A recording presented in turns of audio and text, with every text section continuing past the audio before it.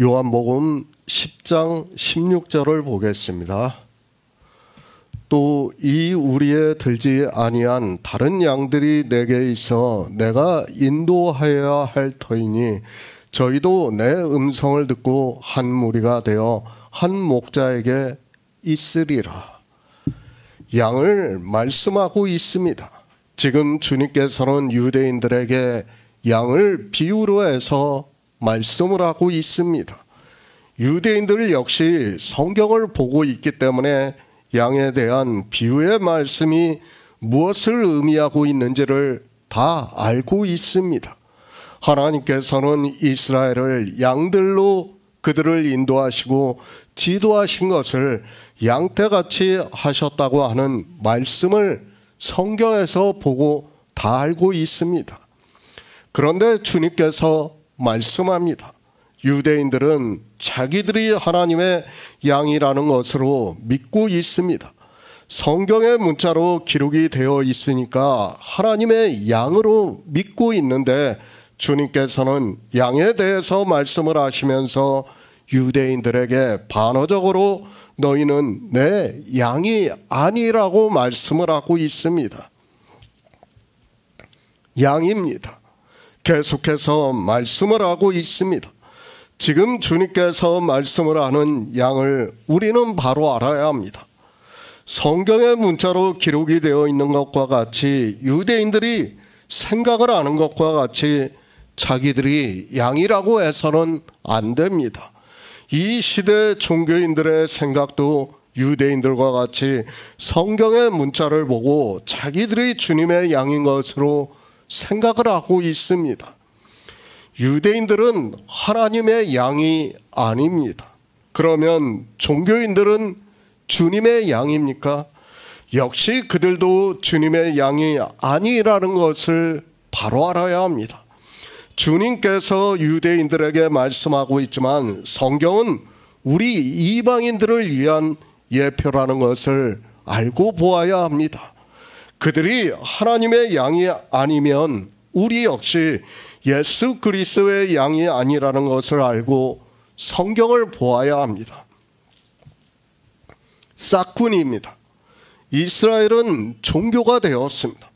그렇게 종교가 되어서 율법을 지키고 있는 유대교회는 양이 있을 수 없다는 말씀을 하고 있습니다. 주님께서는 양은 도망을 간다고 말씀을 하고 있습니다. 그러나 유대인들은 어느 누구도 도망을 가지 않고 율법을 지키고 있습니다. 종교는 싹군입니다. 그 안에는 모두가 싹군만 있다는 것을 깨달아야 합니다. 그들은 우준하여 하나님을 찾지 아니한다고 말씀을 하고 있습니다. 어리석어서 하나님을 모른다고 말씀을 하고 있습니다. 그런 싹군들이 교회 안에서 율법을 지키라고 하면 주님의 양은 당연히 도망을 하게 되어 있습니다. 싹군입니다. 그리고 이리입니다. 거짓 선지자라고도 할 수 있습니다. 그들이 있는 교회 안에는 양들이 없다는 것을 말씀을 하고 있습니다. 그들은 당연히 종교에 의해서 율법을 지키고 있고 양들은 율법을 지키면 진노를 받는다는 것을 알고 있기 때문에 도망을 간다는 것을 말씀을 하고 있습니다. 우리 성도입니다. 주님의 양이라는 것을 믿고 있습니다. 우리는 진리의 성령의 인도하심에 따라 생명에 대해서 믿음으로 역사를 하고 있습니다. 그리고 어두움에 다니지 아니하고 예수 그리스도를 따라감으로 해서 생명의 빛을 얻은 자가 되었다고 말씀을 하고 있습니다. 그 생명의 빛은 육체의 생명을 말씀하는 것이 아니라 태초에 있는 생명을 말씀을 하고 있습니다. 주님께서 말씀합니다. 나는 선한 목자라고 말씀을 하고 있습니다. 그러나 이 시대는 이 선한 목자라는 말씀의 의미를 전혀 모르고 있습니다. 주님께서는 우리 생명에 있어서 선한 목자라고 말씀을 하고 있는데, 주님이 마치 성인과 같이 이 세상에 오셔서 도덕적으로 선한 일을 하신 것으로 생각을 하고 있습니다. 이사야 선지자가 말씀을 하고 있습니다. 보라, 주 여호와께서 장차 강한 자로 임하실 것이요 친히 그 팔로 다스리실 것이라. 보라, 상급이 그에게 있고 봉이 그 앞에 있으며 그는 목자같이 양무리를 먹이시며 어린 양을 그 팔로 모아 품에 안으시며 젖먹이는 암컷들을 온순히 인도하시리라고 말씀을 하고 있습니다. 이 세상에 오신 주님이 여호와 하나님이라는 것을 이사야 선지자가 예언으로 말씀을 하고 있습니다. 하나님입니다. 태초에 천지를 창조하셨습니다. 그리고 진토인 우리 인생을 지으셨다고 말씀을 하고 있습니다. 그리고 그분이 이 세상에 오셔서 우리를 구원하시는 모든 구속의 일을 이루실 것을 말씀하고 있고, 우리 인생들을 양으로 비유를 해서 우리를 먹이시겠다고 말씀을 하고 있습니다. 예수 그리스도입니다. 사도 요한은 그분을 독생하시는 하나님이 나타나셨다고 말씀을 하고 있습니다. 우리는 성경에 기록이 되어 있는 그대로 예수 그리스도를 하나님으로 믿어야 합니다. 그러나 이 시대 종교는 자기들이 만든 교리로 삼위일체를 믿다 보니까 성경을 아무리 보아도 풀리지가 않고 소경으로 살아가면서도 깨닫지를 못하고 있습니다. 내가 내 양을 알고, 주님께서는 자기 양을 아신다고 말씀을 하고 있습니다. 지금 유대인들에게 하고 있는 말씀입니다. 그들도 이사야 선지자의 말씀을 알고 있는데, 그런 그들에게 양에 대해서 말씀을 하면서 내가 내 양을 안다고 말씀을 하시면서 너희는 내 양이 아니라고 반어적으로 말씀을 하고 있습니다. 주님의 양입니다. 우리는 바로 알아야 합니다. 교회 안에 있는 우리 인생이 주님의 양입니까? 그렇다면 유대인들 역시 하나님의 양이라고 할 수 있습니다. 아니, 유대인들은 그렇게 믿었고 이 시대 종교인들도 성경의 문자를 보고 그렇게 생각을 하고 있습니다. 그것이 아닙니다. 종교 안에 있는 사람들의 육체를 보고 내가 내 양을 안다고 말씀하는 것이 아니라, 하나님께로서 난 자들을 보고, 그러니까 성령이 오심으로 해서 진리로 인도함을 받아서 이 생명의 빛에 비춤을 받아 믿음으로 역사를 하고 있는 생명이 있는 성도를 말씀을 하고 있습니다. 예수 안에 있는 생명입니다. 태초에 있는 생명을 보고 주님께서는 양이라고 말씀을 하고 있습니다. 그리고 내가 내 양을 안다고 말씀을 하고 있습니다. 그런데 사람들은 성경의 문자를 아는 것으로 자기들이 교회 안에서 예수 그리스도를 믿는다는 표면적인 것으로 주님의 양으로 생각을 하고 있습니다. 우리 성도는 주님의 양입니다. 그래서 우리 역시 주님을 알고 있습니다. 그분이 생명의 원천이라는 것을 알고 있습니다. 그분의 생명이 우리 안에 거하시고 있다는 것을 믿고 있습니다. 그 생명이 태초에 있는 생명이고 그 생명이 영원한 생명이라는 것을 믿고 있다는 말씀입니다. 주님께서 말씀합니다. 아버지께서 나를 아시고 내가 아버지를 아는 것 같이 나는 양을 위하여 목숨을 버린다고 말씀을 하고 있습니다. 예수 그리스도 그분은 유일하신 하나님이라는 것을 믿어야 합니다. 성경은 주님이 하나님이라는 것에 대해서 계속해서 증거를 해주고 있습니다. 하나님의 본체입니다. 그리고 그분은 보이지 않는 하나님의 형상이라고 말씀을 하고 있습니다. 그리고 주님께서도 이제 10장 뒤에서 아버지와 나는 하나라고 말씀을 하고 있습니다. 그분이 하나님이라면 주님께서 하나님을 알고 하나님이 주님을 아는 것은 너무도 당연한 말씀입니다. 그러나 우리 인생들이 알아들을 수 있게 주님께서 말씀을 하고 있습니다. 예수 그리스도입니다. 우리 양을 위해서 목숨을 버린다고 말씀을 하고 있습니다.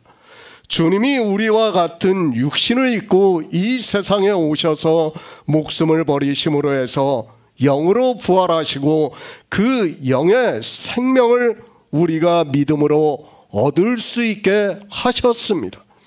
그래서 주님께서도 나는 양을 위하여 목숨을 버린다고 말씀을 하고 있습니다. 새 번역을 보겠습니다. 나에게는 이 우리에 속하지 않은 다른 양들이 있다. 나는 그 양들도 이끌어 와야 한다. 그들도 내 목소리를 들을 것이며 한 목자 아래에서 한 무리의 양떼가 될 것이다. 우리 성도입니다. 주님께서는 우리를 양이라고 말씀을 하고 있습니다. 그리고 내가 내 양을 알고 있고 양도 나를 안다고 말씀을 하고 있습니다. 단순히 성경을 보고 그 문자를 아는 것으로 안다고 하는 것이 아니라 모세가 기록한 율법에서 그리고 여러 선지자가 기록한 성경에서 증거를 받은 사람을 안다고 말씀을 하고 있습니다. 영생의 말씀입니다. 그러나 유대인들은 지금 주님께서 무슨 말씀을 하고 있는지를 전혀 모르고 있습니다. 유대인들만 모르는 것이 아니라 이 시대 종교인들 역시 요한복음을 보면서 주님께서 하시는 말씀을 전혀 모르고 있고 그저 주님께서 내 양이라는 성경의 문자를 보고 자기들이 종교 안에 있는 것으로 주님의 양인 것으로 오해를 하고 있습니다. 생명입니다. 태초에 있는 생명에 있어서 주님의 양이라고 할 수 있습니다. 그러나 이 시대 종교인들은 이 태초에 있는 생명에 대해서 전혀 모르고 있고 그들은 신학교 때부터 종교인들이 교리로 배울 때 신체가 구원을 받는다고 아주 간단하게 배우고 있다는 것을 알아야 합니다. 그러니까 그럴 수밖에 없어요. 신체가 구원을 받는다고 하니까 이 세상에 그런 사상을 따라갈 수밖에 없다는 겁니다. 그렇지 않으면 그들이 이 세상의 사상을 따라가지 않아요. 그런데 지금 종교를 보시기 바랍니다. 거의 불교나 다를 것이 없어요. 단지 하나님을 믿는다, 부처를 믿는다, 그것뿐이지 그 외에는 별로 다른 게 없습니다. 그들이 주장하는 것이나 사실 종교에서 주장하는 것이나 거의 비슷하다는 것을 우리가 바로 알고 있어야 합니다. 양이 되어야 합니다. 그러니까 영생을 얻은 자가 되어야 한다는 말씀을 하고 있습니다. 이제 그것을 주님께서 또 이 우리에 들지 아니한 다른 양들이 있어 내가 인도하여야 할 터이니 저희도 내 음성을 듣고 한 무리가 되어 한 목자에게 있으리라고 말씀을 하고 있습니다. 갈라디아서 4장 26절을 보겠습니다. 신약성경 307쪽입니다. 갈라디아서 4장 26절입니다. 오직 위에 있는 예루살렘은 자유자니 곧 우리의 어머니라. 양을 바로 아시기 바랍니다. 주님께서는 생명이 있는 자를 양이라고 말씀을 하고 있습니다. 그저 영생을 받았다고 하지 마시기 바랍니다. 반드시 하나님께로서 난 살아야 한다는 것을 알고 있어야 합니다.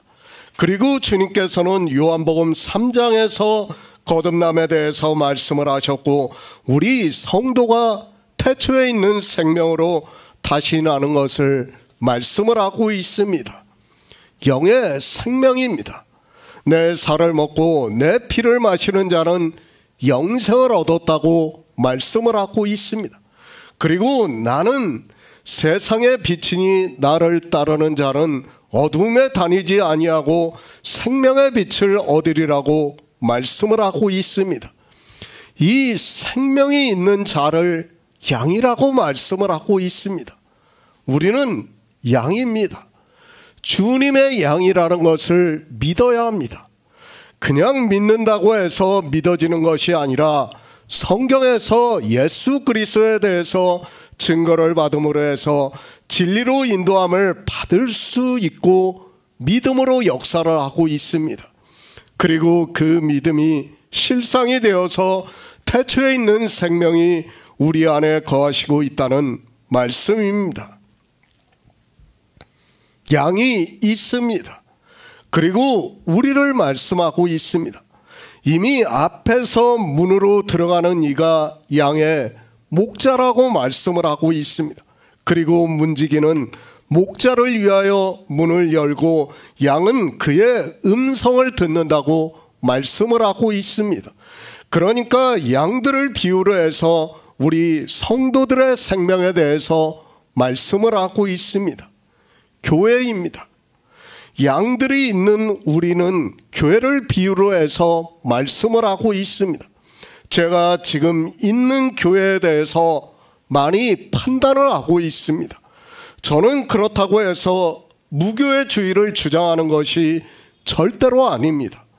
비록 세상의 교회가 다 음녀가 되어 있다 해도 저는 교회에 대해서 인정을 하고 있고 성도는 신령과 진정으로 예배를 해야 하고 그 모임을 교회라고 믿고 있습니다. 제가 정말 안타까워요. 제가 성경을 보면서도 늘 제가 요즘도 기도하는 마음으로 살아가고 있어요. 왜 그런가 하면 정말 이 복음을 전하고 있는데 와서 듣는 사람들이 너무 없어요. 제가 그런 걸 생각할 때마다 늘 가슴이 아파요. 그리고 정말 하나님께 기도하는 마음으로 살아가고 있습니다. 제가 어떻게 해야 되는가를 묻고 있어요. 제가 늘 묻고 있습니다. 왜 그런가 하면 이 인터넷이란 매체가 있어서 물론 우리가 복음을 들을 수는 있지만은 그렇지만 우리가 서로 얼굴과 얼굴을 보면서 예배하는 것은 전혀 다르다고 생각을 하고 있습니다. 주님께서 하나님께서 지금 이 시대 과학이 이렇게 비약적으로 발전할 것을 모르고 예배를 말씀을 하셨겠습니까? 저는 그렇지 않다고 생각하고 있습니다. 예배를 통해서 분명히 하나님께서 역사를 하기 때문에 예배를 말씀하고 있고 또 교회를 말씀하고 있다고 생각하고 있습니다. 저는 그 형식에 따라 지어진 교회가 아니라 정말 우리들의 성도들의 모임을 교회라고 생각하고 있고 그렇게 믿고 있습니다. 그런 면에서 정말 제가 늘 기도하고 있지만 좀 안타까운 마음을 제가 표현을 하고 있습니다.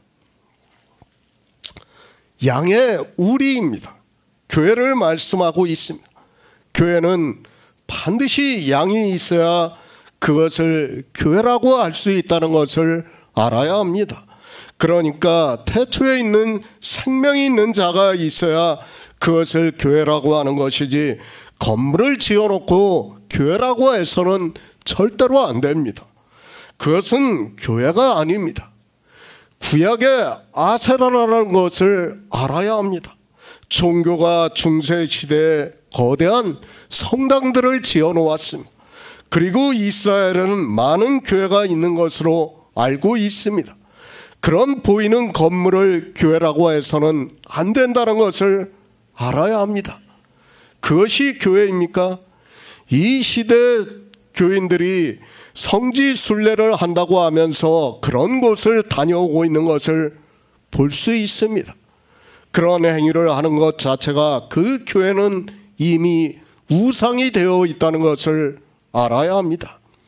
주님께서 말씀을 하고 있습니다. 영의 생명에 대해서 말씀을 하고 있습니다. 양들이 누군가는 이미 충분히 말씀을 했다고 생각을 하고 있습니다. 양들은 우리 인생을 보고 양이라고 하는 것이 아니라 예수 그리스도의 영이 있는 성도를 보고 양이라고 말씀을 하고 있습니다. 정확하게 말씀을 합니다. 예수의 생명을 보고 주님께서는 내 양이라고 말씀을 하고 있습니다. 우리 성도의 육체가 살아있는 상태에서 복음을 듣고 있기 때문에 영의 생명에 대해서 딱히 구분을 하지 않습니다. 그렇지만 양이라는 말씀은 예수의 생명을 말씀하고 있다는 것을 우리는 깨닫고 있어야 합니다. 교회입니다. 반드시 양이 있어야 한다는 것을 알아야 합니다. 양이 없는 그저 사람만 있는 그런 곳은 교회라고 할 수 없습니다. 예수의 생명으로 거듭난 자가 있어야 그것을 교회라고 하는 것이지, 그저 사람들이 있고 예수 그리스도를 믿는다고 하면서 예배를 드린다고 해서 그것을 교회라고 해서는 절대로 안 됩니다. 바로 정의를 아시기 바랍니다. 우리는 교회에 대해서 바로 알아야 합니다. 율법을 지키고 있는 그런 보이는 교회는 성경은 음녀라고 말씀하고 있다는 것을 알아야 합니다. 유대교와 같이 율법을 지키고 있는 교회는 다 음녀라는 것을 깨달아야 합니다. 어두움에 다니고 있습니다. 죄를 범하고 있습니다. 그런 곳을 교회라고 해서는 안 된다는 것을 알아야 합니다.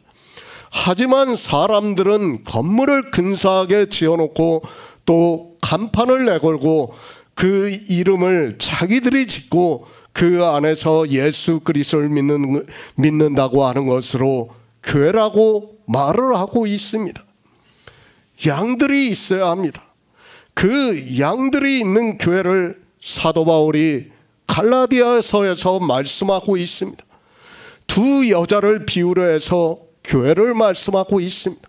하나는 하갈입니다. 그리고 하나는 사라입니다. 이 두 여자를 비유로 하면서 교회에 대해서 바로 가르쳐주고 있습니다. 그러면서 말씀합니다. 지금 있는 예루살렘에 대해서도 말씀을 하고 있습니다. 그러니까 유대인들이 살아가고 있는 하나님을 믿는다고 하는 예루살렘에 대해서 말씀하고 있습니다. 그 예루살렘을 사도 바울은 하가로 비유로 해서 그 자녀들로 더불어 종노릇하고 있다고 말씀하고 있습니다. 우리가 정말 성경을 바로 알아야 합니다. 하나님께서 이스라엘을 적과 꿀이 흐르는 가나안으로 인도를 하셨습니다. 교회예요. 그것을 교회라고 부정할 수는 없습니다. 그러나 그 교회가 어떻게 되었는가를 우리는 다 바로 깨달아야 합니다. 그 교회는 다 율법주의에 빠지고 말았다는 것을 우리가 바로 깨달아야 됩니다. 그리고 이제 그 율법주의에 빠져 있는 교회를 하나님께서 어떻게 합니까? 바벨론의 포로가 되게 하셨어요. 그리고 바벨론에서 다시 이제 무엇을 말씀합니까? 그때 이제 처음으로 시온에 대해서 말씀합니다. 그리고 예루살렘에 대해서 말씀을 해요. 그런데 그때 이제 말씀하는 시온과 예루살렘은 사실 지금 있는 예루살렘이 아니에요. 뭡니까? 우리가 이사야, 에레미야, 에스겔서 이제 그 소선지자들이 말씀하고 있는 예루살렘은 그 땅 예루살렘을 말씀하는 것이 아니라 지금 사도 바울이 말씀하고 있는 위에 있는 예루살렘을 말씀하는 거예요. 그런데 사람들은 성경을 어떻게 보는가 하면 지금 있는 예루살렘으로 보는 거예요. 마치 그것으로 보니까 영의 일을 깨달을 수가 없는 거예요. 예수 그리스도께서 오시는 것을 우리가 지난 시간에서 계속해서 말씀을 했지 않습니까? 그분이 선한 목자라 여호와라는 것을 말씀했습니다. 그분이 오심으로 해서 이제 어느 교회가 세워지는 겁니까? 보이는 예루살렘이 아니에요. 어느 교회입니까? 지금 사도 바울이 말씀하고 있는 위에 있는 예루살렘이라는 거예요. 그런데 그 선지자들이 말씀하고 있는, 그러니까 이사야, 에레미야, 에스겔 선지자가 말씀하고 있는 예루살렘을 거의 다 사람들이 다 문자적으로 보고 있어요. 그리고 실제 물론 그들이 돌아왔어요. 제가 그것을 부인하는 것은 아닙니다. 그러나 그것은 다 뭐예요? 모형이에요. 모형. 영의 일을 가르쳐주기 위한 모형이에요. 우리가 종교에 들어가는 순간 하나님을 믿는다고 하지만 어떻게 되는가 하면 바로 그렇게 된다는 거예요. 그런데 예수 그리스도께서 오심으로 해서 구속의 일을 이루심으로 해서 우리가 이제는 어느 예루살렘에 있는 거예요? 하늘 예루살렘에 있다는 거예요. 그것을 지금 사도 바울이 가르쳐 주는 거예요. 그것을 가르쳐 주면서 주님께서도 말씀을 하고 있는 겁니다. 내가 옴으로 해서 원래 이스라엘이라는 양무리가 있었어요. 그 양무리가 아니라 이제는 또 다른 양무리가 있다는 것을 말씀하는 거예요. 그 또 다른 양무리를 마치 이스라엘과 같이 그렇게 육적인 이스라엘로 보는 것이 아니라 이제는 어떻게 보고 있습니까? 다 영의 일로 보고 있어요. 그렇게 말씀하는 거예요. 지금 주님께서 그 말씀을 하는 겁니다. 그런데 사람들은 이 말씀도 다 어떻게 봅니까? 육적으로 봐요. 육적으로 보니까 이스라엘이 양무리가 하나 있고 그래 우리 이방인들이 양무리야, 그렇게 생각을 하고 있단 말이에요. 지금 주님은 그것을 말씀하는 게 아니에요. 무엇을 말씀하고 있습니까? 위에 있는 예루살렘을 말씀하는 거예요. 지금 주님께서는 계속해서 영생에 대해서 말씀하고 있지 않습니까? 우리 성도들에게 영생을 어떻게 얻어야 한다는 것을 이미 요한복음 10장까지 오면서 계속해서 말씀을 하고 있습니다. 그 영생을 얻는 양무리에 대해서 지금 말씀을 하는 겁니다. 그런데 사람들은 그저 자기들의 보이는 그 육체를 보고 마치 자기들이 주님의 양인 것으로 생각을 하고 있습니다. 아니에요.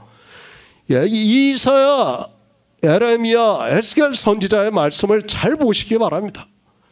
그들이 물론 예루살렘으로 돌아왔어요. 고토로 돌아왔지만 그 말씀의 의미를 보면 그것은 예루살렘을 말씀하는 게 아니에요. 제가 아까도 말씀을 드렸지만, 이제 장례에 대해서 말씀하면서 말씀을 드렸지만, 에스겔 선지자가 뭐라고 말씀합니까? 그 원래 있었던 예루살렘은 왕들의 묘가 있었어요. 그 묘가 다 파헤쳐졌습니다. 그리고 어떻게 됩니까? 이제 에스겔 선지자를 통해서 예언을 해요. 다시는 그곳에 왕들의 묘가 없을 거라는 거예요. 뭐예요? 영의 일을 말씀하는 거예요. 우리 육체의 일이 아니라 하늘에 있는 예루살렘을 말씀하고 있지만 사람들은 그런 말씀을 보면서도 전혀 깨닫지를 못하는 거예요. 지금 양이 누군가도 깨닫지를 못하고 있고, 그러니까 내가 양인지 염소인지도 알 수가 없어요. 사도 바울이 양을 비유로 말씀하면서 위에 있는 예루살렘을 말씀하면서 사라를 뭐라고 합니까? 자유하는 여자라고 말씀하고 있지 않습니까? 그 자유하는 여자가 무엇입니까? 율법에서 자유하는 거예요. 바벨론에서 돌아오는 것이 무엇입니까? 바벨론은 율법을 상징한다고 계속해서 제가 말씀을 하고 있지 않습니까? 그러니까 그 율법의 포로에서 돌아올 때 우리가 영의 생명에 대해서 깨달을 수 있는 거예요. 믿을 수 있는 겁니다.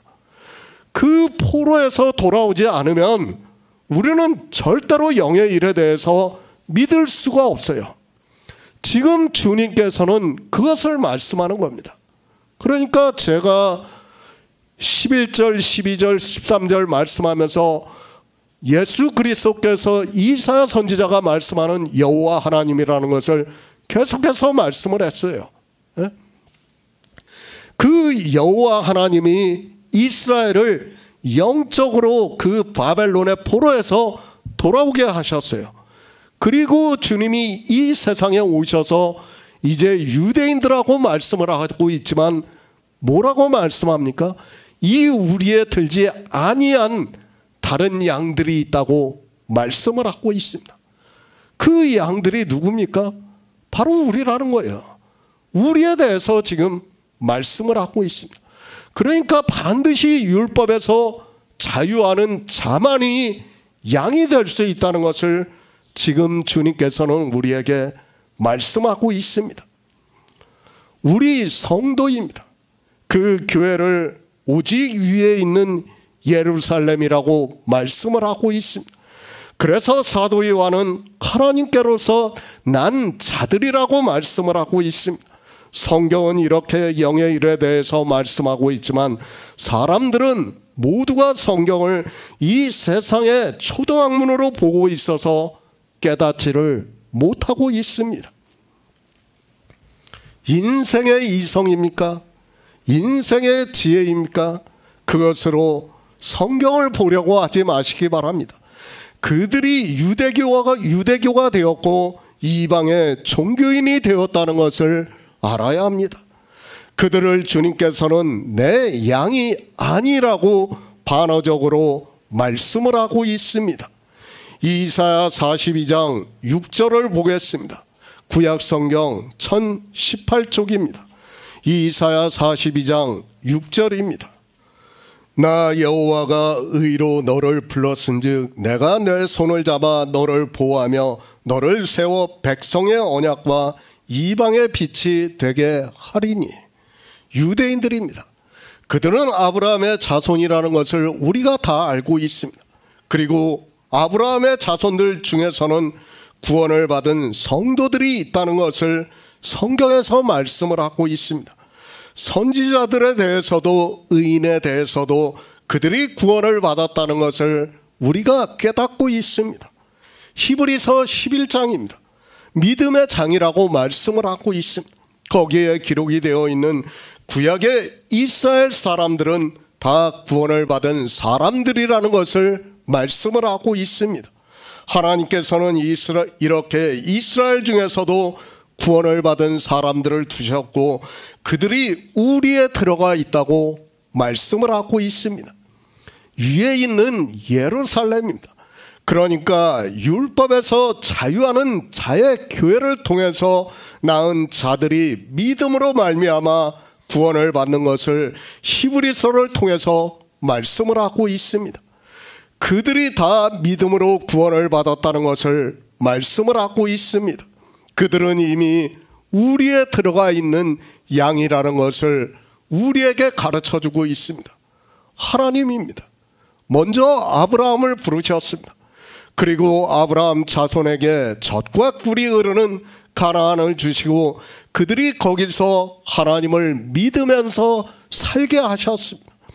그러나 그들은 종교가 되었고 율법을 지킴으로 해서 자유하는 자가 아니라 죄종으로 살아가고 있다는 것을 주님께서 말씀을 하고 있습니다. 이스라엘입니다.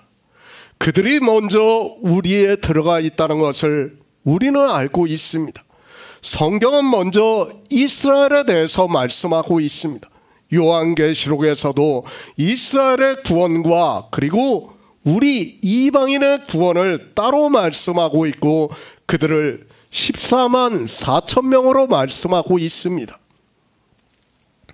그들이 우리에 들어가 있습니다.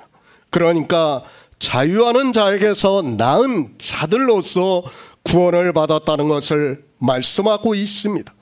비록 이스라엘의 다수가 구원을 받지 못하고 율법주의에 빠져 하나님으로부터 버림을 받았지만 그래도 그들 중에서 먼저 우리에 들어가 있는 자들이 있다는 것을 주님께서 말씀을 하고 있습니다. 아주 적은 숫자입니다. 이스라엘이 얼마나 적은 숫자가 구원을 받았는가를 우리가 선지자들이 기록한 성경을 보면 쉽게 깨달을 수 있습니다. 선지자들이 왔을 때 한 사람도 하나님을 믿는 사람이 없었다는 것을 계속해서 말씀을 하고 있습니다. 그건 역시 우리 이방인들을 예표로 하고 있고 우리 이방인 역시 그렇게 된다는 것을 비유적으로 말씀을 하고 있습니다. 주님이 오신 목적입니다. 그것을 이사야 선지자가 말씀을 하고 있습니다. 나 여호와가 의로 너를 불렀은즉 내가 내 손을 잡아 너를 보호하며 너를 세워 백성의 언약과 이방의 빛이 되게 하리라고 말씀을 하고 있습니다.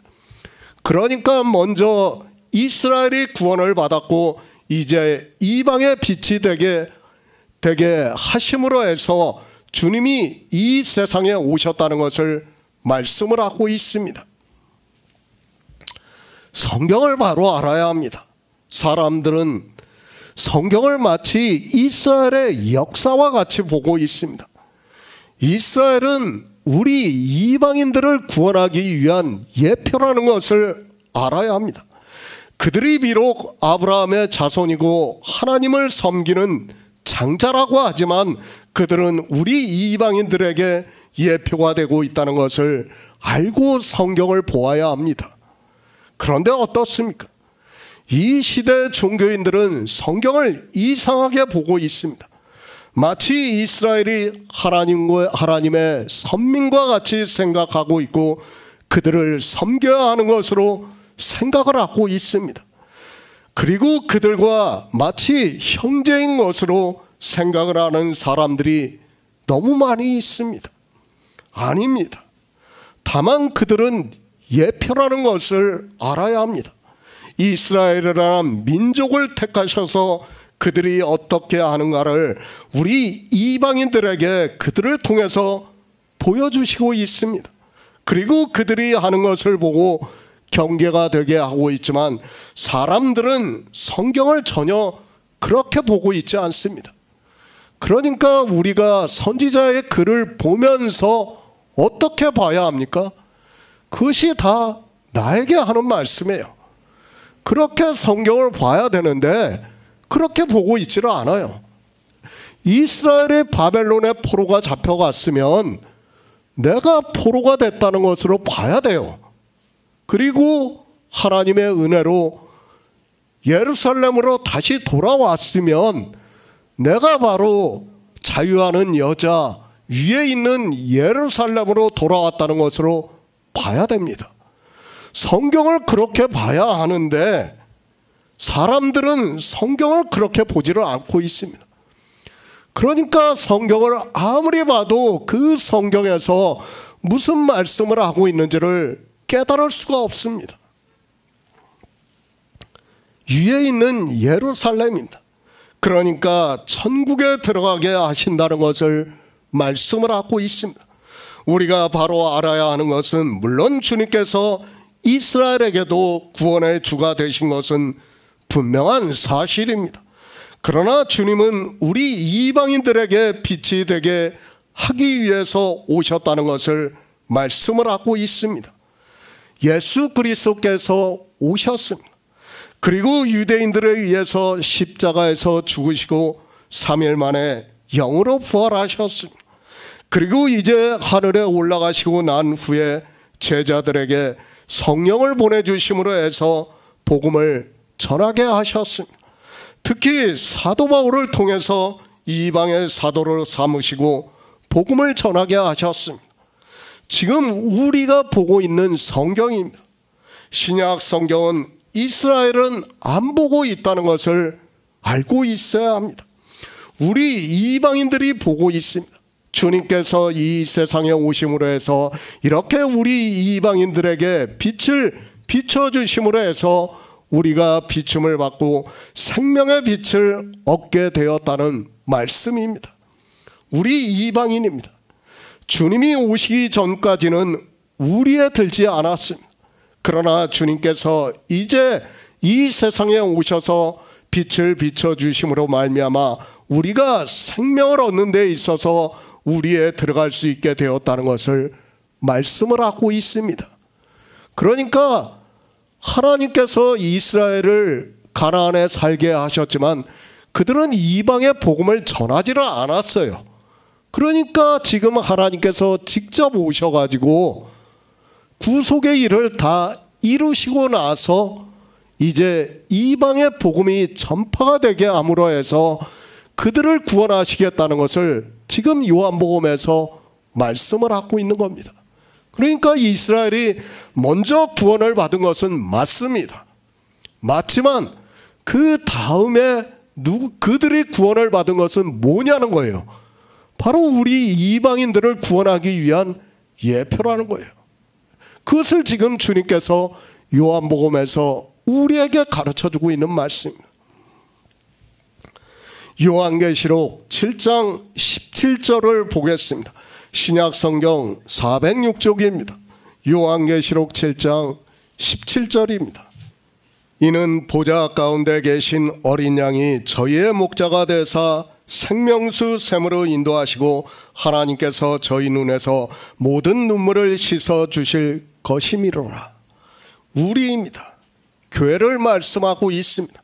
그 교회를 사도 바울이 사라를 비유로 해서 위에 있는 예루살렘이라고 말씀을 하고 있습니다. 그리고 자유하는 여자 사라를 우리의 어머니라고 말씀을 하고 있습니다. 우리는 이 세상에서 종교인들이 아니라 하늘에 있는 예루살렘의 성도라는 것을 믿어야 합니다. 요한계시록 7장입니다. 앞에서는 이스라엘의 구원을 말씀하고 있습니다. 그리고 9절부터는 우리 이방인의 구원을 환상으로 보여주시고 있습니다. 그것을 주님께서는 우리에 들지 아니한 다른 양들이 있다고 말씀을 하고 있습니다. 우리는 성경을 바로 알아야 합니다. 하나님께서는 처음부터 우리 이방인들을 구원하기를 예정을 하셨다는 것을 알아야 합니다. 창세 전입니다. 사도 바울이 에베소서에서 우리를 예수 그리스도 안에서 예정을 하셨다고 말씀을 하고 있습니다. 그러니까 다른 양들을 구원하시는 것을 하나님께서는 창세전부터 예정을 하셨다고 말씀을 하고 있고 요한계시록에서 그것을 환상으로 보여주시고 있습니다. 은혜입니다. 예수 그리스도께서 이 세상에 오신 것은 우리 이방의 빛을 비춰주시기 위해서 오셨다는 것을 깨달아야 합니다. 물론 이스라엘에게도 예수 그리스도의 은혜로 구원을 받은 것은 사실이지만 그들은 우리를 구원하기 위한 예표라는 것을 알고 성경을 보아야 합니다. 그런데 유대인들입니다. 그들은 아직까지도 자기들만이 하나님의 백성으로 생각을 하고 있습니다. 그들은 예수 그리스도를 믿지도 않고 있고 신약 성경도 안 보고 있습니다. 예수 그리스도를 믿지 않고 있는 그들에게는 구원이 없다는 것을 분명히 알고 있어야 합니다. 독생하신 하나님입니다. 자기 땅에 오셨습니다. 그러나 이스라엘이 어떻게 했습니까? 귀신이 들렸다고 말을 하고 있고 죄인이라고 말을 하고 있고 결국에는 자기들의 종교적인 문제로 예수 그리스도를 십자가에 못 박아 죽이는 악을 행하고 말았다는 것을 알아야 합니다. 그들이 하나님의 백성입니까? 하나님은 영이시라고 말씀을 하고 있습니다. 성경이 다 기록이 된 지금 이 시대는 하나님께서는 우리 육체에는 아무 상관도 하지 않는다는 것을 알아야 합니다. 우리 인생은 육체를 가지고 있어서 하나님의 백성이 될 수 없지만 예수 그리스도께서 오심으로 해서 우리가 생명의 빛에 비춤을 받아 주님의 양이 되어 구원을 받는다는 것을 말씀을 하고 있습니다. 참으로 놀라운 일입니다. 우리는 하나님을 믿고 싶어도 믿을 수 없는 인생이라는 것을 알아야 합니다. 아니, 구원을 받을 수 없는 인생입니다. 그러나 예수 그리스도께서 자기 양들을 위해서 목숨을 버리심으로 해서 이방의 빛을 비춰주심으로 해서 이 시대 우리가 구원을 받고 있습니다. 우리 이방인의 구원입니다. 그것을 사도 요한에게 환상으로 보여주셨습니다. 이는 보좌 가운데 계신 어린 양이 저희의 목자가 되사 생명수 샘으로 인도하시고 하나님께서 저희 눈에서 모든 눈물을 씻어 주실 것이라고 말씀을 하고 있습니다. 그러니까 주님께서 다른 양들을 생명수 샘으로 인도하신다는 것을 말씀을 하고 있습니다. 그러니까 요한복음의 말씀이 지금 요한계시록에서 그대로 이루어지고 있다는 것을 보여주는 말씀이에요. 그런데 어떻습니까? 이방인들 역시 종교가 되어서 표면적으로는 유대인들이 하나님을 믿는다고 하는 것과 같이 예수 그리스도를 믿는다고 하지만 실상은 다 율법주의에 빠져 있다는 것을 알아야 합니다. 주님께서는 우리 이방인들에게 빛을 비춰주시고 있지만 이방인들 역시 나면서부터 소경이라서 성경을 보고 있지만 예수 그리스도의 은혜를 거절을 하고 있습니다. 제가 지난번에도 말씀을 드렸지 않습니까? 우리 인생은 깨닫는 마음과 보는 눈과 듣는 귀가 없어요. 우리가 교회 안에 들어와 있다고 해서 그것이 있는 게 아니에요. 언제 그게 생깁니까? 바벨론에서 포로에서 돌아올 때 하나님께서 선지자를 통해서 내가 내 영을 그때 부어주신다고 말씀을 하고 있습니다. 그렇게 우리가 율법에서 도망을 나올 때 성령이 오심으로 해서 우리 안에 생명이 거하신다는 거예요. 그것을 성경은 말씀하고 있지만 사람들은 바벨론의 포로를 너무 쉽게 생각하고 있어요. 그러면서 어떻게 되고 있습니까? 요한계시록의 말씀과 같이 다 바벨론의 포로가 되어 있어요. 자기들이 포로가 되어 있으면서도 깨닫지를 못하고 있습니다. 정말 감사하시기 바랍니다. 이제까지 종교가 다 율법주의에 빠져 어두움에 다니고 있었습니다. 그런데 이 시대에 놀랍게도 우리에게 성령을 보내주심으로 해서 주님의 말씀과 같이 생명의 빛의 비춤을 받아 우리가 하나님께로서 난 자가 되는 은혜를 받고 있다는 말씀입니다. 저는 정말 이 생명에 대해서 생각할 때마다 정말 놀라움밖에 없어요. 어떻게 이 시대에 우리가 이 말씀을 깨달을 수 있게 되었고 믿음으로 역사를 하고 있는가를 아무리 생각해도 도무지 이해가 되지 않습니다. 정말 하나님께서 우리에게 은혜를 주시고 긍휼히 여겨주심으로 말미암아 이 시대에 우리가 생명을 얻은 자가 되었다는 것을 믿어야 합니다. 히브리서 4장 7절을 보겠습니다. 신약 성경 356쪽입니다. 히브리서 4장 7절입니다. 오랜 후에 다윗의 글에 다시 어느 날을 정하여 오늘날이라고 미리 이같이 일렀으되 오늘날 너희가 그의 음성을 듣거든 너희 마음을 강팍해 말라 하였나니. 우리 이방인입니다. 주님께서 다른 양이라고 말씀을 하고 있습니다. 그 다른 양을 우리에 들어가게 하기 위해서 이 세상에 오셨다고 말씀을 하고 있습니다. 그러니까 우리 이방인들을 구원하셔서 하늘에 있는 예루살렘에 들어가게 하기 위해서 오셔서 그 일을 이루신다고 말씀을 하고 있습니다. 이방인들입니다. 이 시대에 예수 그리스도를 믿는다고 하고 있습니다. 유대인들이 하나님을 믿는다고 하는 것과 같이 신약 성경을 보면서 예수 그리스도를 믿는다고 하고 있습니다. 그러나 그들 역시 종교가 되어서 주님의 음성을 듣지를 않고 있습니다. 우리 이방인들을 말씀하고 있습니다. 주님의 음성을 듣는다고 말씀을 하고 있습니다. 그러니까 주님의 말씀을 듣는다고 말씀을 하고 있습니다. 다른 성경은 인용을 하지 않고 우리가 바로 앞에서 들은 8장의 말씀만 보아도 쉽게 알 수 있습니다. 주님의 음성을 듣는 것입니다. 주님께서는 나는 세상의 빛이라고 말씀을 하고 있습니다. 그리고 나를 따르는 자는 어둠에 다니지 아니하고 생명의 빛을 얻으리라고 말씀을 하고 있습니다. 또 율법을 지키고 있는 유대인들에게 죄를 범하지 말라고 말씀을 하고 있고, 죄를 범하면 죄종이 되어서 영원히 집에 거할 수 없다고 말씀을 하고 있습니다. 주님의 또 다른 양입니다. 주님의 음성을 들으면 어떻게 되어야 합니까? 그 첫 번째가 어둠에 다니지 않아야 합니다. 그리고 죄를 범하지 말아야 합니다.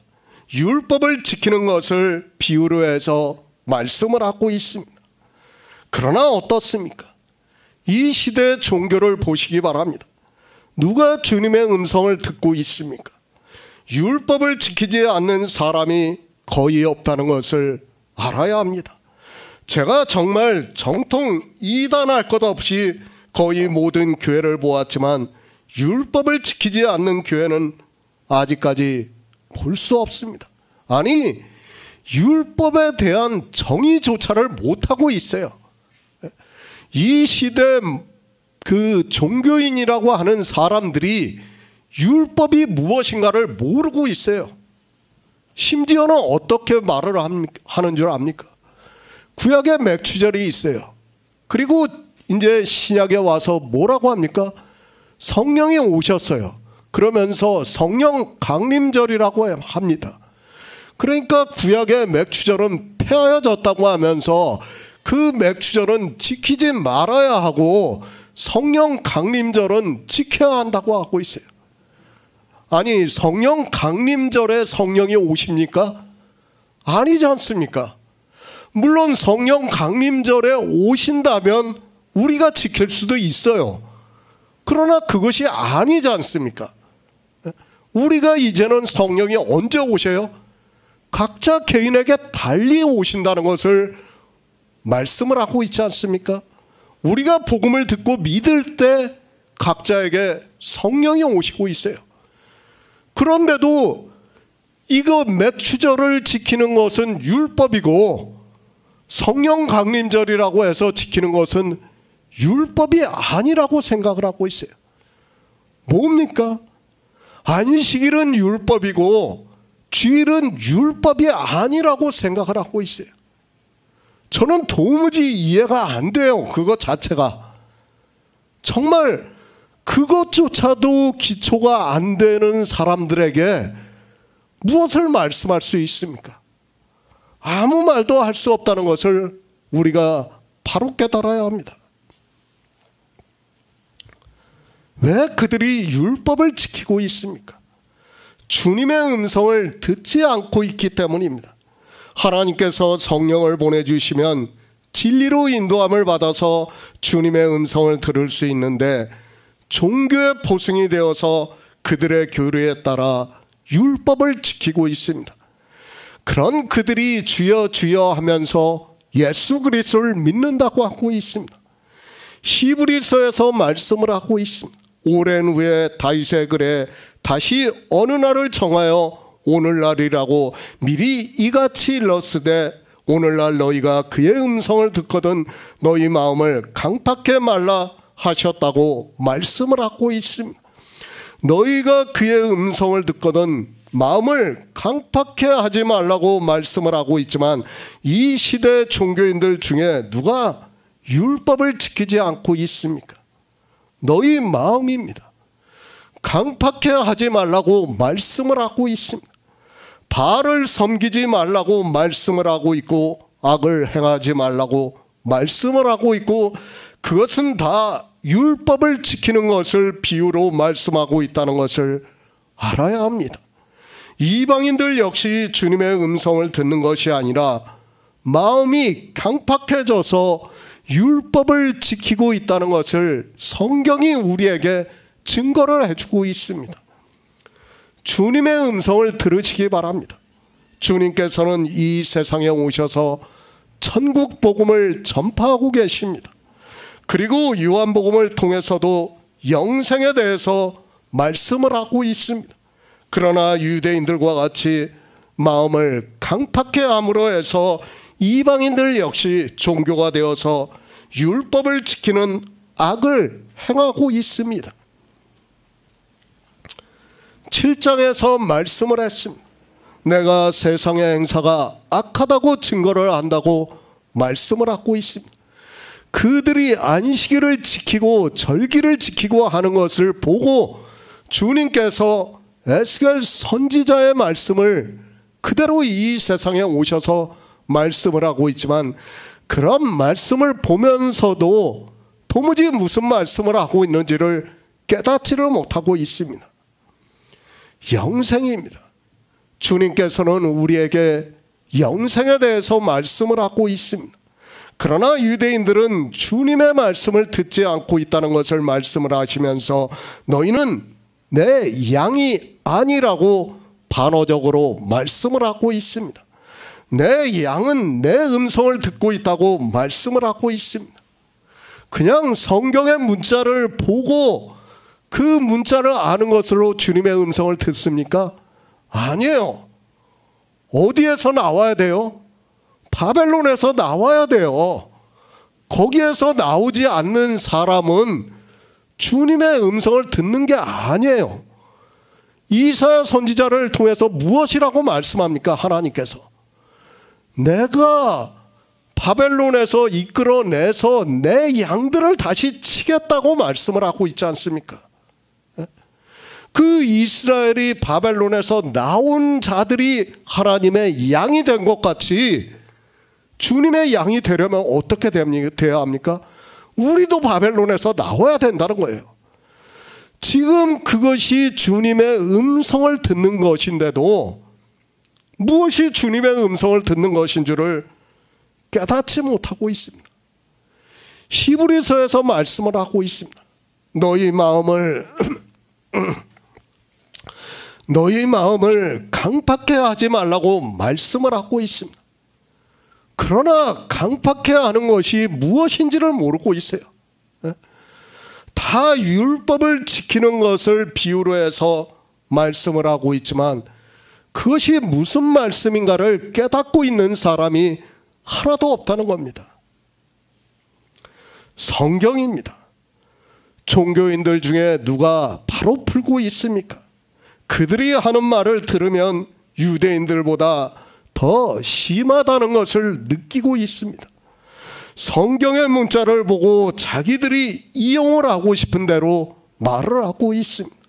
그런 그들이 그저 표면적으로 예수 그리스도를 믿는다는 것을 나타내는 행위에 열심을 내면서 그 마음을 강팍해 하고 있습니다. 어린 양입니다. 요한계시록 7장의 말씀과 같이 저희의 목자가 되사 생명수 샘으로 인도하시고 하나님께서 저희 눈에서 모든 눈물을 씻어 주실 것이라고 말씀을 하고 있습니다. 하나님께서는 태초에 천지를 창조하실 때부터 이렇게 이스라엘을 먼저 선택을 하셔서 구원을 하시고 한 우리에 있게 하고 주님께서 이 세상에 오셔서 이방에 빛을 비춰주심으로 해서 구원을 하신다는 것을 말씀을 하고 있습니다. 한 목자입니다. 예수 그리스도는 구원을 받는 모든 사람에게 있어 목자가 되신다는 것을 말씀을 하고 있습니다. 이스라엘도 예수 그리스도를 믿음으로 해서 구원을 받고 우리 이방인 역시 예수 그리스도를 믿음으로 구원을 받습니다. 한 목자예요. 우리가 지난 시간에 이사야 선지자의 말씀을 보았지 않습니까? 하나님께서 양의 목자가 되시겠다고 말씀을 하고 있지 않습니까? 그들을 예루살렘으로 인도하셔서 목자가 되신다고 말씀을 하고 있어요. 그리고 주님께서 그 우리에 들지 아니한 우리 이방인들에게 빛을 비춰주심으로 해서 우리가 구원을 받고 우리를 또 한 무리에 있게 해서 다 한 무리의 목자가 되시겠다고 주님께서 우리에게 지금 말씀을 하고 있습니다. 이렇게 말씀을 하고 있는데도 사람들은 무슨 말씀을 하고 있는지를 전혀 깨닫지를 못하고 있습니다. 시편의 말씀입니다. 구약의 이스라엘도 그렇게 믿었습니다. 여호와는 나의 목자시니 내가 부족함이 없으리라고 말씀을 하고 있습니다. 무엇에 대해서 말씀하고 있는가 하면 구원에 대해서 말씀하고 있습니다. 그리고 이제 신약에 와서는 사도 베드로가 예수 그리스도께서 다시 오시는 것을 목자장이 나타나실 때 시들지 아니하는 영광의 면류관을 얻으리라고 말씀을 하고 있습니다. 예수 그리스도입니다. 그분은 육신을 입고 이 세상에 오신 하나님이시라는 것을 믿어야 합니다. 그러면 성경이 다 풀리게 되어 있습니다. 그러나 성경에서 말씀을 하고 있지도 않은 삼위일체라는 신을 만들어서 믿는다고 하니까 성경을 아무리 보아도 풀어지지가 않고 있다는 것을 알아야 합니다. 물론 하나님께서 그들에게 성령을 보내주시지 않았기 때문에 진리로 인도함을 받지 못하고 있어서도 그렇다고 할 수 있습니다. 목자입니다. 구약에서는 여호와는 나의 목자라고 말씀을 하고 있습니다. 그것을 주님께서 이 세상에 오셔서 나는 선한 목자라고 말씀을 하고 있습니다. 그런데도 예수 그리스도를 하나님으로 믿지를 않고 있습니다. 이제는 너무도 거대해진 이방의 종교에서 교리로 세워놓았고 어느 누구도 벗어나올 수 없게 되었다는 것을 깨달아야 합니다. 그렇죠. 우리가 시편의 말씀만 보아도, 시편 23편의 말씀만 알아도, 그리고 지금 요한복음의 말씀을 주님께서 하시는 것을 우리가 같이 인용을 해서 보면 하나님이시라는 것을 믿을 수 있어요. 뭐 더 이상 무슨 말씀이 필요합니까? 그런데도 사람들은 믿지를 못하고 있어요. 왜 그렇습니까? 다 자기들의 교리 때문이에요. 그 교리 하나가 결국에는 모든 사람을 다 사망으로 끌고 가고 있지만 깨달을 수 있는 지혜가 없습니다. 그러나 어떻습니까? 그 가운데서도 주님의 말씀과 같이 우리에 들지 아니한 양들이 주님께 있다고 말씀을 하고 있습니다. 그 양들에게 주님께서 이 시대에 성령을 보내주심으로 해서 주님의 음성을 듣게 하고 있습니다. 그러니까 성령을 보내주심으로 해서 진리로 인도함을 받을 수 있게 하고 있다는 말씀을 하고 있습니다. 요한복음 10장 17절을 보겠습니다. 아버지께서 나를 사랑하시는 것은 내가 다시 목숨을 얻기 위해서 목숨을 버림이라. 새 번역을 보겠습니다. 아버지께서 나를 사랑하신다. 그것은 내가 목숨을 다시 얻으려고 내 목숨을 기꺼이 버리기 때문이다. 예수 그리스도입니다. 그분이 이 세상에 오신 것은 창세전에 예수 그리스도 안에서 우리를 택하사 우리로 사랑 안에서 그 앞에 거룩하고 흠이 없게 하시려고 그 기쁘신 뜻대로 우리를 예정하사 예수 그리스도로 말미암아 자기의 아들들이 되게 하셨다고 에베소서에서 사도 바울이 말씀을 하고 있습니다. 누구입니까? 물론 이스라엘도 구원을 받았습니다. 그러나 우리 이방인들을 구원하기 위해서 창세전에 그리스도 안에서 우리를 택하셨다고 말씀을 하고 있습니다. 그러므로 해서 우리가 예수 그리스도로 말미암아 자기의 아들들이 되게 하셨다고 말씀을 하고 있습니다. 놀라운 비밀입니다.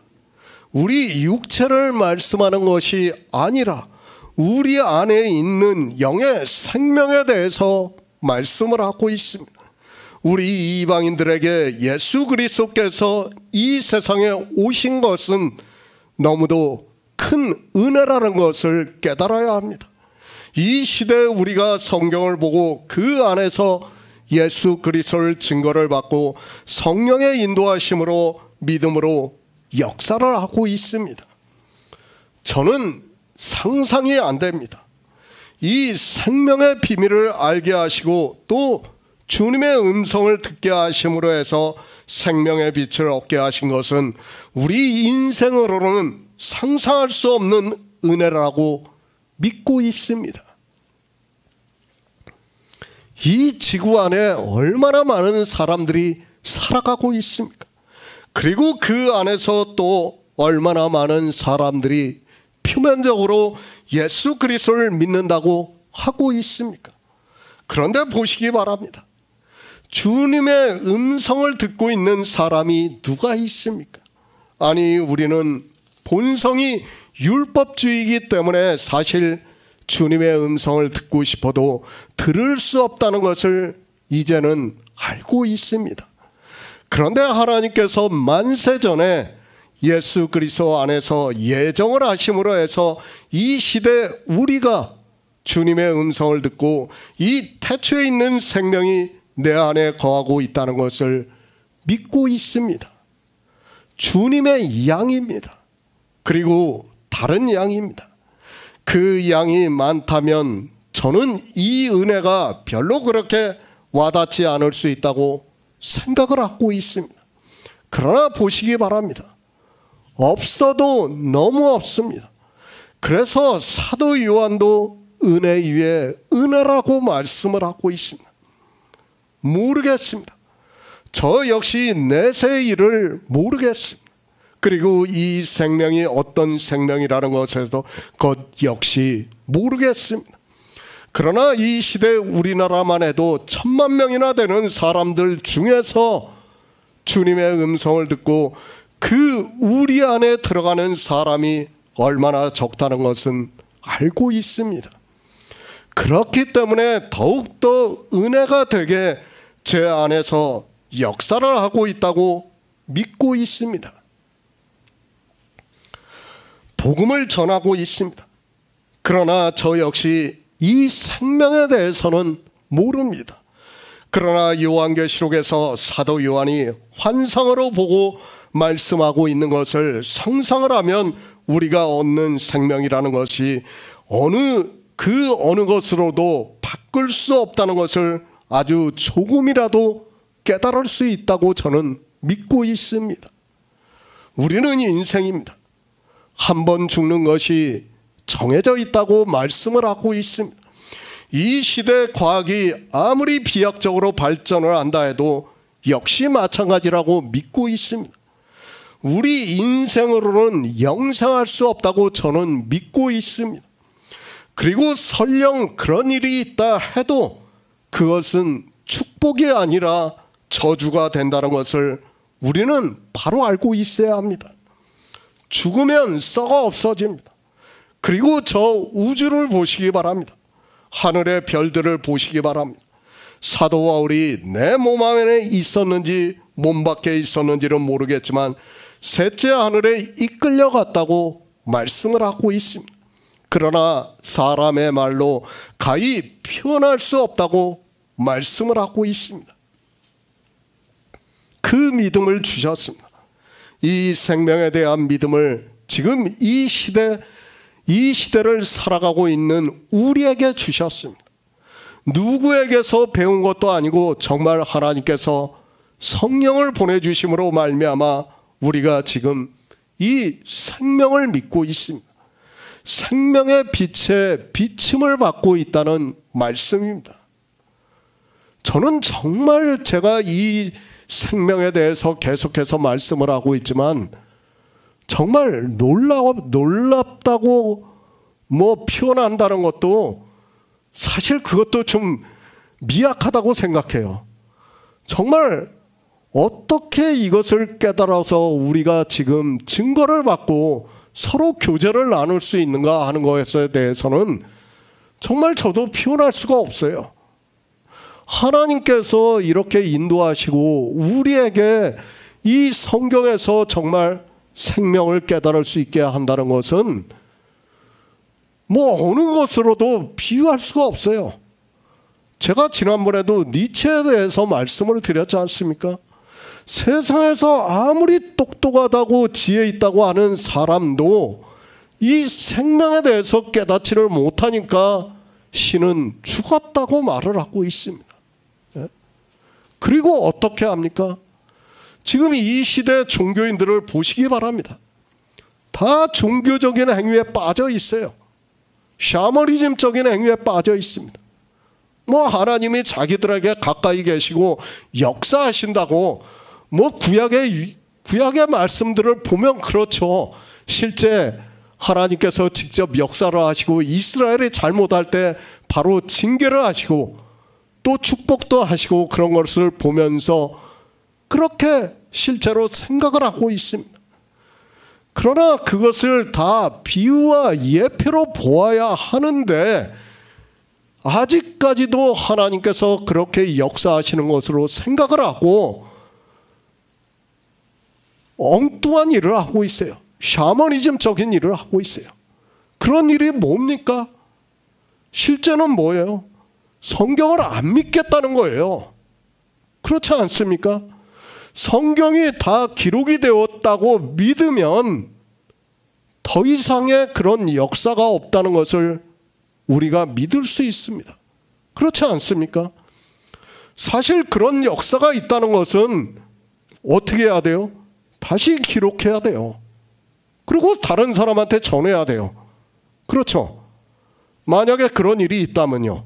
실제 하나님의 역사라면 그렇게 해야 됩니다. 그런데 성경은 다 기록이 됐습니다. 그런데도 사람들은, 종교 안에 있는 사람들은 성경이 다 기록이 되지 않은 것으로 생각을 하고 있습니다. 그리고 자기들이 뭡니까? 뭐 무슨 행전하면서 이야기를 하고 있어요. 정말 웃기는 얘기예요. 그 하나님께서는 그렇게 역사를 하지 않아요. 이제는 예수 그리스도께서 오셔가지고 구속의 일을 다 이루셨어요. 그리고 비유와 예표를 다 보여주셨어요. 뭐가 더 필요합니까? 우리한테 뭐를 더 나타내시겠습니까? 나타내실 필요가 없어요. 이미 성경을 통해서 다 가르쳐주고 보여주시고 있는데 뭐가 더 필요합니까? 그런데도 사람들은 그런 것을 깨닫지를 못하고 있습니다. 그리고 마치 그런 일이 있으면 뭐 하나님께서 자기한테 역사를 하신 것 같이, 하나님이 나하고 가까이 계신 것과 같이 그렇게 주장을 하고 있습니다. 절대 아닙니다. 이제는 영생 외에는 없다는 것을 알아야 됩니다. 그래서 주님이 오셔서 말씀하시지 않습니까? 이제 12장에서인가 주님께서 그렇게 말씀하십니다. 나는 그의 명령이 영생인 줄 안다고 말씀을 하고 있어요.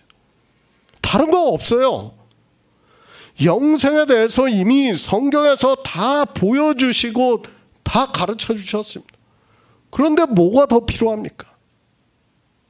필요하다고 하는 사람들이 더 이상한 사람들이라는 것을 우리가 바로 알아야 됩니다. 마태복음 12장 20에서 21절을 보겠습니다. 신약성경 19쪽입니다. 마태복음 12장 20에서 21절입니다. 상한 갈대를 꺾지 아니하며 꺼져가는 심지를 끄지 아니하시기를 심판하여 이길 때까지 하리니 또한 이방들이 그 이름을 바라리라 함을 이루려 하심이라. 고린도전서 1장 30절을 보겠습니다. 신약성경 264쪽입니다. 고린도전서 1장 30절입니다. 너희는 하나님께로부터 나와서 그리스도 예수 안에 있고 예수는 하나님께로서 나와서 우리에게 지혜와 의로움과 거룩함과 구속함이 되셨으니 하나님입니다. 그리고 예수 그리스도입니다. 이 시대는 예수 그리스도에 대해서 너무 모르고 있습니다. 성경에서 주님께서도 아버지께서 나를 사랑하신다고 말씀하니까 성경을 문자 그대로 보면서 진짜 하나님과 아들 관계로 생각을 하고 종교는 삼위일체라는 신을 만들어 버렸습니다. 그것이 아닙니다. 주님께서는 분명히 독생하신 하나님이라고 사도 요한이 말씀하고 있습니다. 그리고 모든 선지자들도 그렇고 사도들도 성경에서 주님께서 하나님이시라는 것을 말씀하고 있습니다. 하나님입니다. 왜 태초에 천지를 창조하셨습니까? 그리고 우리 인생들을 지으셨습니까? 우리는 성경을 통해서 분명히 깨달아야 합니다. 그리고 왜 예수 그리스도께서 이 세상에 육신을 입고 우리와 같은 인생의 모습으로 오셨는가를 알아야 합니다. 그런 것을 모르고 그저 교회 안에 들어와서 예수 그리스도를 믿는다고 하는 것은 너무도 어리석은 사람이라는 것을 알아야 합니다. 요한복음 3장에서 말씀을 하고 있습니다. 하나님이 세상을 이처럼 사랑하사 독생자를 주셨으니 이는 저를 믿는 자마다 멸망치 않고 영생을 얻게 하려 하심이라고 말씀을 하고 있습니다. 하나님께서는 태초에 천지를 창조하시기 전부터 예수 그리스도를 믿음으로 우리가 영생을 얻는 것을 예정을 하셨다는 말씀을 하고 있습니다. 영생입니다. 우리 인생들에게 영생을 주기 위해서 태초에 천지를 창조하셨습니다. 그리고 인생들을 지으셨습니다. 그래서 사도 요한은 하나님은 사랑이심이라고 말씀을 하고 있습니다. 바로 이 영생에 대해서 하나님은 사랑 자체라는 말씀을 하고 있습니다. 저는 그렇게 믿고 있습니다.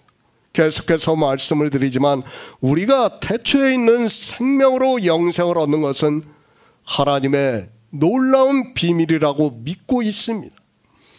그것은 우리가 상상할 수 없고 말로 표현할 수 없는 하나님의 사랑의 결과라고 저는 그렇게 믿고 있는 사람입니다. 주님이 이 세상에 오셨습니다. 물론 주님은 분명히 유일하신 하나님이십니다. 그러나 주님께서는 하나님과 동등됨으로 취하시지 않았다고 말씀하고 있습니다. 그래서 주님은 늘 아버지라고 말씀하고 있고 지금도 주님께서 나를 사랑하신다고 말씀하고 있습니다. 왜 이런 말씀을 합니까? 제가 늘 말씀을 하지만 주님은 우리 인생 전체를 대표하는 거예요. 아담이 인생을 대표하는 것 같이 죽은 자를 대표하는 거예요. 아담은. 그렇지만 예수 그리스도는 인생으로 오셔서 산 자를 대표하는 겁니다. 그것을 알아야 돼요. 그러니까 아담은 죽은 자의 길을 보여주는 거고 예수 그리스도는 산 자의 길을 보여주는 거예요. 그 인생으로서 그것을 보여주고 있어요. 성경을 통해서. 그래서 길이라고 말씀하는 거예요. 그리고 인생 예수를 말씀하는 겁니다. 그렇기 때문에 지금도 아버지께서 나를 사랑하신다는 거예요. 왜? 그 길을 아버지께서 예정하신 길을 예수님께서 다 이루셨기 때문에 사랑하신다는 말씀입니다. 아버지의 뜻대로 다 이루셨기 때문에 사랑하신다는 거예요. 그래서 주님께서 내가 길이라고 말씀을 하고 있지만 예수 그리스도를 믿는다고 하는 사람들이 주님께서 내가 길이요 진리요 생명이라는 말씀은 아주 달달 외우고 있으면서 왜 길인지를 모르고 있어요. 무슨 길인지를 몰라요. 주님은 인생으로 오셔가지고 우리가 영생을 얻는 하나님 나라에 가는 데까지 그 길을 다 보여주셨어요. 그것을 히브리서에서 휘장 안으로 멜기세덱의 반차를 쫓아 우리를 앞서서 들어가셨다고 말씀을 하고 있지 않습니까? 실제 사도행전에서 500여 문도가 보는 가운데서 하늘에 올라가셨어요. 그 길을 보여주신 거예요. 그 인생, 그러니까 지금은 인생으로서 그 길을 이루시기 때문에 아버지께서 나를 사랑하신다는 거예요. 하나님은 아담을 사랑하지 않습니다. 우리가 바로 알아야 돼요. 이런 말씀을 보면서 왜 아버지께서 나를 사랑하시냐 이런 말씀을 하는가를 알아야 돼요. 하나님은 우리 인생을 사랑하지 않아요. 누구를 사랑하십니까? 예수 그리스도만을 사랑하세요.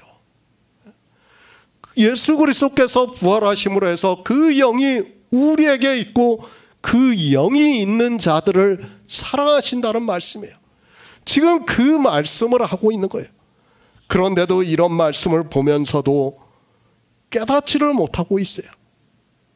무슨 말씀을 하고 있는지를 모르고 있습니다. 사도 마태입니다. 주님이 이 세상에 오셔서 하실 일을 이사야 선지자의 말씀을 그대로 인용을 해서 말씀을 하고 있습니다. 상한 갈대를 꺾지 아니하며 꺼져가는 심지를 끄지 아니하기를 심판하여 이길 때까지 하리니 또한 이방인들이 그의 이름을 바라리라 함을 이루려 하신다는 말씀 그대로 우리 인생은 죽습니다. 죽으면 끝이에요. 그 심지가 꺼져요. 그런데 주님이 오심으로 해서 길을 보여주심으로 해서 우리가 그 심지가 꺼지지 않고 영원한 생명을 얻는다는 말씀이에요. 지금 그것을 우리에게 가르쳐 주는 겁니다. 주님은 겸손하십니다. 하나님의 본체시나 동등됨으로 취하시지 않고 그 모든 구속의 일을 이루셨습니다. 그것을 우리가 알아들을 수 있는 언어로 주님께서는 아버지께서 나를 사랑하신다고 말씀을 하고 있습니다. 그러니까 주님이 오셔서 만세전부터 예정을 하신 우리를 구원하시는 모든 것을 이루시는 것을 사랑하신다고 말씀을 하고 있습니다. 정말 성경이 어렵습니다. 그렇죠? 어렵지만은 그래도 정말 감사한 것은 이 시대 이 어려운 성경 말씀을 성령을 보내주셔가지고 우리가 예수 그리스도를 증거를 받고 진리로 인도함을 받을 수 있다는 것은 정말 너무도 놀라운 은혜라고 저는 믿고 있습니다. 아니 감당이 안 돼요. 저는 제가 성경을 보면서 그 감동을 받을 때는 감당이 안 돼요. 어떻게 이런 일이 나에게 있을 수 있나? 지금 이 시대 종교인들을 보시기 바랍니다. 그 똑똑하고 지혜롭고 세상에서 난다 긴다 하는 사람들이 다 있지만 하나님께서는 그들을 다 버리시고 저 같은 사람을 택하셔서 이 시대 복음을 전하고 우리가 지금 교제를 하고 있습니다. 저는 정말 감격이 돼요. 제가 늘 말씀을 드렸지 않습니까? 제가 어렸을 때 저는 뭐 천국에 대해서 관심도 없었다고 제가 말씀을 드렸지 않습니까? 그런 저에게 하나님께서 이렇게 지금 역사를 하고 있습니다. 놀라운 일이에요. 그것을 우리가 증거를 받을 수 있는 것은 뭐예요? 예수 그리스도를 증거를 받기 때문에 이렇게 될 수 있는 거예요. 성경에서 예수 그리스도를 증거를 받지 못하면 지금 요한복음의 말씀을 보면서도 주님이 무슨 말씀을 하시는가를 깨닫지를 못하면 아무 그게 없어요. 그저 그냥 그림 그려놓고 아 주님이고 우리 양이구나 그러고 있지 않습니까? 교회 안에서. 그게 무슨 양입니까? 주님의 음성을 듣지도 않고 있으면서 무슨 양입니까? 정말 그런 것을 깨닫지 못하고 있으면 아무것도 아니에요. 우리는 상한 갈대입니다. 꺼져가는 심지입니다. 우리 육체가 죽으면 그것으로 끝이라는 말씀.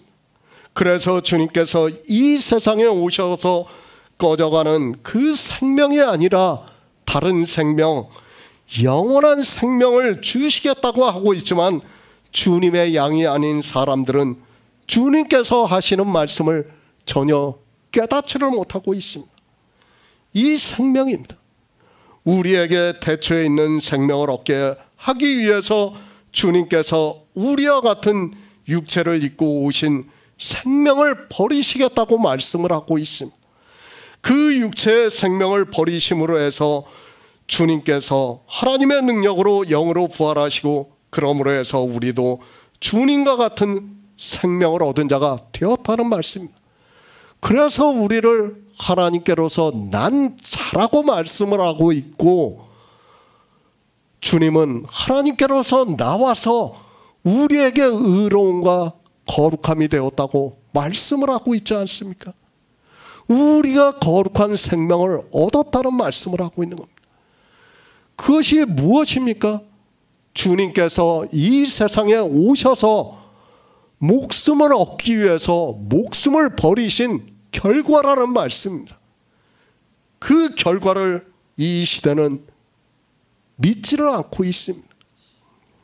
베드로전서 3장 18절을 보겠습니다. 신약성경 381쪽입니다. 베드로전서 3장 18절입니다. 그리스도께서도 한 번 죄를 위하여 죽으사 의인으로서 불의한 자를 대신하셨으니 이는 우리를 하나님 앞으로 인도하려 하심이라. 육체로는 죽임을 당하시고 영으로는 살리심을 받으셨으니. 베드로전서의 말씀입니다. 이 말씀을 자주 인용할 수밖에 없다는 것을 말씀을 합니다. 성경에서 이보다 더 명확한 말씀이 없기 때문에 제가 자주 인용을 하고 있습니다. 그렇더라도 우리는 이 말씀을 계속해서 상고를 하면서 예수 그리스도를 아는 데 있어서 장성한 분량에 이르러야 한다고 저는 믿고 있습니다. 왜 제가 이 말씀을 계속 인용할 수밖에 없는가 하면 기초가 되는 말씀이기 때문이에요. 기초를 세우기 위해서입니다.